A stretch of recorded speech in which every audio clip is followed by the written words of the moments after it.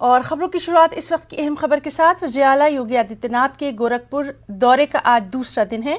CM योगी आज मोहरीपुर के अलावा मुख्तलिफ इलाकों में सैलाब मुतासिरीन में इमदादी सामान तकसीम करेंगे। इसके साथ ही राप्ती नगर कॉलोनी का मुआयना करेंगे।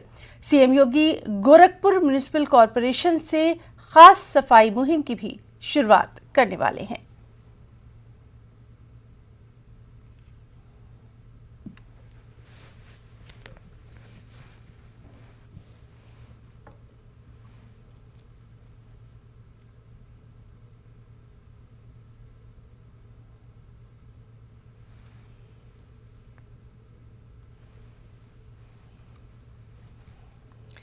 तो नाज़रीन, आपको बताएं कि लगातार यूपी के वज़ीर आला योगी आदित्यनाथ के गोरखपुर दौरे पर न्यूज़ 18 की भी नज़र है। आज इस दौरे का दूसरा दिन है। आज सीएम योगी मोहरीपुर के अलावा मुख्तलिफ इलाकों में सैलाब मुतासरीन में इमदादी सामान की तकसीम करने वाले हैं।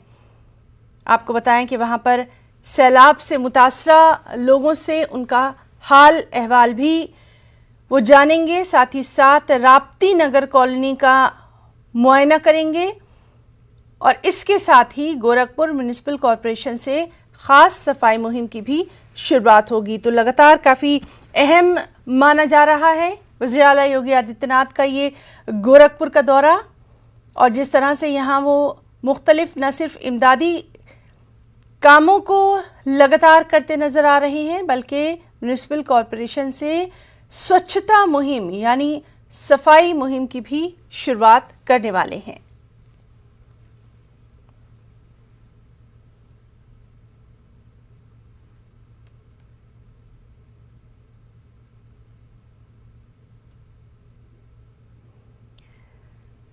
तो वज़ीर आला योगी आदित्यनाथ गोरखपुर के दौरे पर हैं। आज दूसरा दिन है।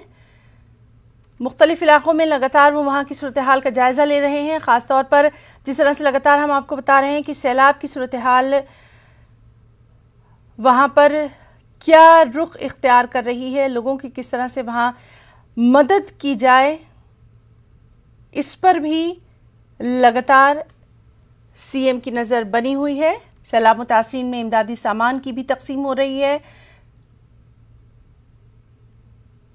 और सबसे अहम कि आज ख़ास गोरखपुर म्यूनिसिपल कॉरपोरेशन से स्वच्छता अभियान यानी सफाई मुहिम की शुरुआत की जाएगी।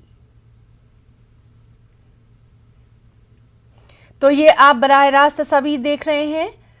जिस तरह से लगातार हम आपको बता रहे हैं कि गोरखपुर म्यूनिसिपल कॉरपोरेशन से स्वच्छता अभियान सफाई मुहिम की शुरुआत होगी। इस मौके पर वज़ीर आला योगी आदित्यनाथ, उनके साथ तमाम दीगर जो ओहदेदार हैं वो भी इस मौके पर मौजूद नज़र आ रहे हैं।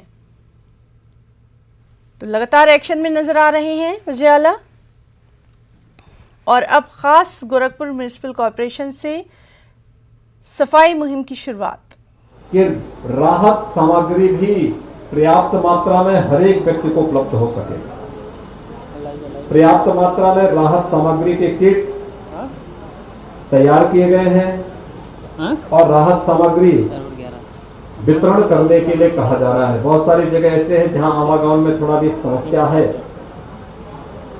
प्रशासन से कहा जा रहा है कि बड़ी स्टीमर अगर वहां पर पानी में चलने लायक स्थिति होगी तो गांव तक भेजने की व्यवस्था, या गांव के लोग अगर आ सकते हैं तो उन्हें सुरक्षित ला करके फिर सुरक्षित राहत सामग्री के साथ उनके घरों तक पहुंचाने की व्यवस्था जरूर करें। राहत सामग्री के साथ ही दवा की व्यवस्था, जल की भी समस्या होती है, ये भी व्यवस्था की जा रही है कि पेयजल की व्यवस्था या तो सुनिश्चित हो, और अगर वह संभव नहीं होता तो लोगों को पीने के लिए पका पानी पीने के लिए गर्म करके वे लोग जल का सेवन करें, या क्लोरीन की टैबलेट उन्हें देकर के क्लोरीन डाल करके छान करके उस पानी का ही सेवन करें, जिससे डायरिया आदि न होने पाए। इसके साथ ही बरसात के समय में सांप बिच्छू के काटने की जहरीले जीवों के काटने की और साथ साथ आवारा कुत्तों के काटने की शिकायतें मिलती हैं।